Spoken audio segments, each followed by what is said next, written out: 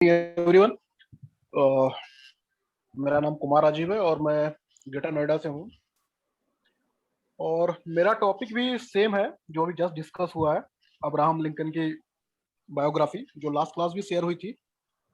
Anyway, कुछ कुछ additional points है वो मैं इसमें शेयर करना चाहूंगा। अब्राहम लिंकन की एक फेमस बिब्लियोग्राफी है जिसको लिखा गया है लॉर्ड जॉन वुड ने। इस राइटर ने सिर्फ दो ही बिब्लियोग्राफी आज तक लिखी है, जिनमें से एक अब्राहम लिंकन की है। तो जैसा कि बताया गया है कि इनका जब जन्म हुआ था बहुत से गरीब परिवार में हुआ था। इनके फादर जो थे फार्मर थे, फील्ड में काम करते थे और कारपेंटर का भी काम करते थे।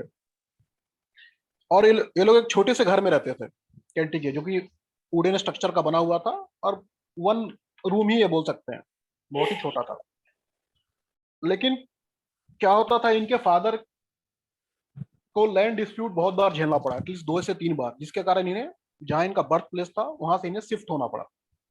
तो एट लास्ट ये जाके बसते हैं इंडियाना रिवर के पास और वे वहीं पे रहते हैं। वहीं पे जो कि वो जंगलों के पूरा बीचों बीच था, जहाँ पे इन्होंने हार्वेस्टिंग किया, वहीं पे अपना घर बनाए। और उस टाइम पे जब इन्होंने जो इनका घर था और जहाँ पे इन्होंने हार्वेस्टिंग की, खेती की, वो आज भी रखा हुआ है। अमेरिकन गवर्नमेंट ने उसे भी आज भी एज ए मेमोरियल उन्हें उसे बचा कर रखा हुआ है। तो वहाँ पे करते थे। तो और इन्हें बचपन से पढ़ने का बहुत ज्यादा शौक था। तो जब ये 6 साल के थे तब ये स्कूल गए थे। लेकिन क्या प्रॉब्लम हुआ, same money problem, financial problem हुई इनके साथ, जिसके कारण इन्हें स्कूल छोड़ना पड़ा। इनके जो पिताजी थे ये इन्हें लाइक नहीं करते थे, क्योंकि ये काम करना नहीं चाहते थे। ये ज्यादा अपना पढ़ाई पे ज्यादा ध्यान देना चाहते थे, पढ़ने में ज्यादा इंटरेस्ट था, इसलिए इनके फादर इनमें कभी बनी नहीं। तो ये हमेशा क्या करते थे, दूसरे से बुक्स मांग के पढ़ा पढ़ा करते थे।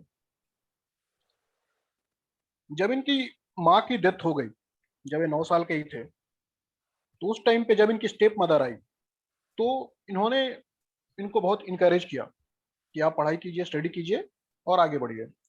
जब ये प्रेसिडेंट बन गए थे तो उन्होंने एक अपना इंटरव्यू में भी इन्होंने डिस्कस किया था, बोला था कि आज जो भी है वो अपनी सेकंड मदर से, स्टेप मदर के बदौलत ही है। ये उनका एक अच्छा स्पीच था। उसके बाद क्या हुआ कि वो फील्ड में भी काम करते थे, कारपेंटरी का भी काम करते थे। तो उस टाइम पे इन्होंने एक बोट बनाई थी और इंडियाना जो रिवर थी उसको इस पार से उस पार जो भी आते थे कस्टमर उनको पार करवाते थे। ऐसा वो करके पैसे कमाते थे, ऐसा वो करते रहते थे। इसके बाद क्या हुआ कि कुछ दिन के बाद उन्हें एक स्टोर में जॉब मिल गई। वही नियर बाई एक स्टोर था, स्टोर में इन्हें जॉब मिली, तो स्टोर में काम करने लगे। और स्टोर में काम करने लगे तब इन्हें कुछ टाइम भी मिलने लगा, जिसके कारण क्या हुआ कि ये लॉ की पढ़ाई करना चालू की। इन्हें बहुत इंटरेस्ट था लॉ में, तो पढ़ाई करना चालू की। तो इन्हें पता चलता है कि जो नदी के दूसरे छोर पे एक रिटायर्ड जज रहते हैं, जिनके पास लॉ की सारी पुस्तकें रहती है, जो इनके पास बुक्स इजिली अवेलेबल नहीं था। इन्होंने सोचा कि क्यों ना हम जाके उस रिटायर्ड जज से बुक्स लेके आए, या पढ़े या फिर वहीं पर रेफरेंस ले। तो इन्होंने जो बोट बनाई थी उसी बोट को सोचे कि हम लेके जाते हैं। लेकिन उस टाइम पे क्या था कि विंटर था, और जनरली अमेरिका साइड में विंटर बहुत ज्यादा पड़ती है, जिसके कारण क्या होता है, जो नदी का पानी है वो भी जम जाता है, बर्फ टाइप बन जाता है, आइसबर्ग हो जाता है, इस टाइप से बोल सकते हैं। तो वही बोट लेके नदी को क्रॉस कर रहे थे। तो क्या हुआ कि इनका बोट एक आइसबर्ग से या आइस से जैसा बोलिए टकरा गया और इनका बोट ब्रेक हो गया। फिर भी इतनी ठंडी में भी क्या किए, वो हिम्मत नहीं हारे और नदी को तैर के स्विम करके पार किए। फिर वहां जाके उन्होंने रिटायर्ड जज से मिला, उन्होंने बताया कि हमें अपना बुक जो आपका है हमें रेफरेंस के लिए दीजिए। तो रिटायर्ड जज ने देखा कि ये बच्चा जो है बहुत ही ज्यादा इंस्पायरिंग लग रहा है, बहुत ही ज्यादा फ्यूचर में कुछ करेगा, तो उन्होंने उन्हें बोला कि ठीक है, आप रेफर करो। उस टाइम पे क्या था, वो जो जज थे उनके घर में एक नौकर हुआ करता था जो उस टाइम पे छुट्टी पे था। तो उन्होंने कहा कि आप हमारे घर का काम करो, आपको बुक हम रेफर करने के लिए देंगे। और ये एग्री हो गए। ये क्या करते थे, उनका घर का जो डेली वाली काम होती है वो काम करते थे, बाहर से लकड़ी लेके आते थे और सारा कुछ करते थे। इनके बदले में उन्हें क्या मिलता था, 1 रुपया नहीं मिलता था, 1 डॉलर भी नहीं मिलता।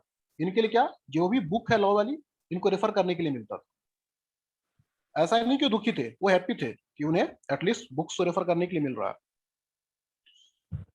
ऐसे करते करते कुछ दिन बाद वो वहाँ पे बगल में एक गांव था, वहाँ पे वो पोस्ट मास्टर बन गए। पोस्ट मास्टर बनने के बाद उनके अगल बगल गांव वाले सब उनको जानने लगे, और उनमें एक मेन चीज थी कि उनकी ऑनेस्टी। वो अपने ऑनेस्टी के लिए बहुत ज्यादा जाने थे, इस कारण से बहुत ज्यादा फेमस हुए। और बचपन से ही एक उन्होंने देखा कि हर जगह जो स्लेव सिस्टम था, जो स्लेवरी की दास प्रथा थी, वो अमेरिका में बहुत ज्यादा थी। तो उन्होंने सोचा कि ऐसे तो निकलेगा नहीं, ऐसे तो स्लेवरी सिस्टम खत्म होगा नहीं, तो बेटर क्यों ना हम पॉलिटिक्स में इंटर करें और फिर इस सिस्टम को खत्म करने की कोशिश करें। तो इन्होंने क्या किया कि उसके लिए इलेक्शन लड़ा। वहाँ का जो लोकल लेजिस्लेटिव असेंबली है, वहाँ के लिए उन्होंने चुनाव लड़ा, और वो चुनाव हार गए, बुरी तरह से चुनाव हार गए। जब चुनाव लड़ रहे थे तो उन्होंने पोस्ट मास्टर मास्टर का भी जॉब छोड़ दिया था। इस कारण से उनका जो फाइनेंशियल प्रॉब्लम था बहुत ही ज्यादा हो गया था। फिर भी वो स्ट्रगल करते रहे। फिर भी अर्ली, इससे पहले ही डिस्कस हुआ कि उनकी एक गर्लफ्रेंड थी जो भी एक्सपायर एक्सपायर हो गई some disease at the age of 24, जब 24 साल के थे। उसके बाद क्या हुआ है, उनकी डेथ के बाद ये बहुत ज्यादा शौक में आ गए, हमेशा उनकी ग्रेफ के पास जाकर रोते रहते थे।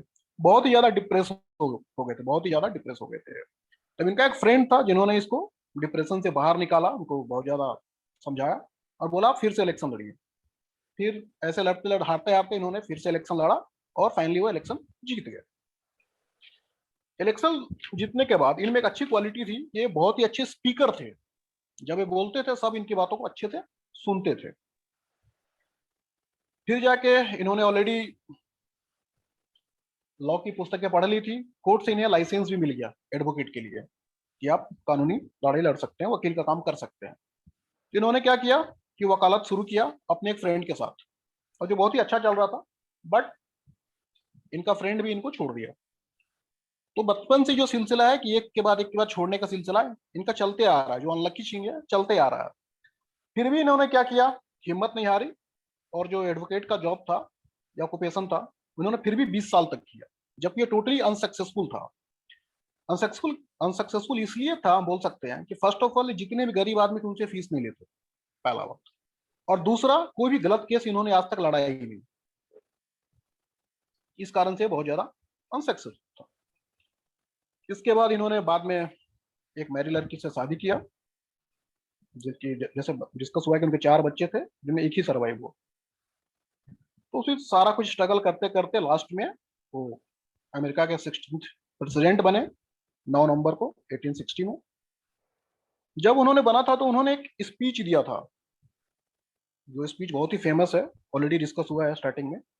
गेट्सबर्ग स्पीच उसको बोलते हैं, गेट्सबर्ग स्पीच, जो कि हमारे इंडियन कॉन्स्टिट्यूशन में भी है। तो बोला गया कि गवर्नमेंट कैसा होना चाहिए, that government of the people, by the people, for the people, shall not perish from the earth. इस टाइप की जो गवर्नमेंट है वो कभी अर्थ से नहीं जानी चाहिए। बहुत ही अच्छा उन्होंने किया। और इन्होंने क्या किया, जो अमेरिकन कॉन्स्टिट्यूशन है उसमें 3 अमेंडमेंट्स करवाए, वैसे करवाए हैं 5, लेकिन जो 3 है बहुत ही ज्यादा फेमस है।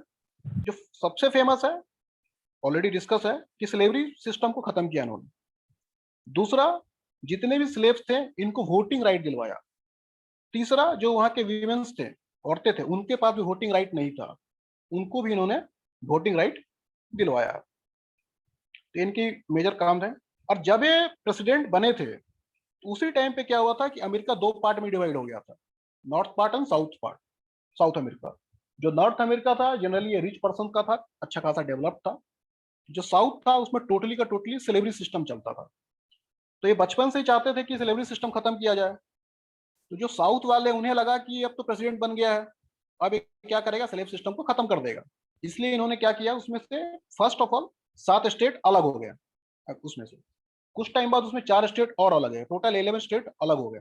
और वहां पे गृह युद्ध चालू हो गया। ये गृह युद्ध कम से कम 4 साल तक चला। फाइनली इन्हें उसमें सफलता मिलती है। जब ये वार चल रहा था तो ये वार में खुद भी गए थे, जबकि गोली चलाने नहीं और बम कुछ करने के लिए नहीं, अपने जो सोल्जर्स थे उनको मोटिवेट करने के लिए खुद फील्ड में गए थे। और इनका एक ही बेटा था, उनको भी इन्होंने फील्ड में भेजा था युद्ध लड़ने के लिए। इस कारण से इनकी जो वाइफ थी मैरी, इनके कारण इनका बनता नहीं था। तो इनका भी मैरिज लाइफ भी अर्लियर बहुत ज्यादा डिस्प्यूटेड था, बट लास्ट में ओवरऑल ठीक हुआ। तो इनकी बहुत अच्छी बड़ी अचीवमेंट थी। और एक एक बार अपनी वाइफ के साथ हो गए थे 14 अप्रैल 1865 में। फोर्ट थिएटर है वहाँ पे फेमस, वहाँ पे गए थे थिएटर में मूवी देखने के लिए, या वहाँ का जो प्ले था वो देखने के लिए गए थे। तो वहाँ पे एक फेमस एक्टर थे जॉन करके, उन्होंने इन्हें शूट कर दिया और नेक्स्ट डे ही इनकी डेथ हो जाती है। तो एट लास्ट हम यही बोलना चाहेंगे इनके बारे में, 2 लाइन हम ऐड करना चाहेंगे। हार मानो नहीं तो कोशिश बेकार नहीं होती, कोशिश करने वालों की कभी हार नहीं होती। Thank you.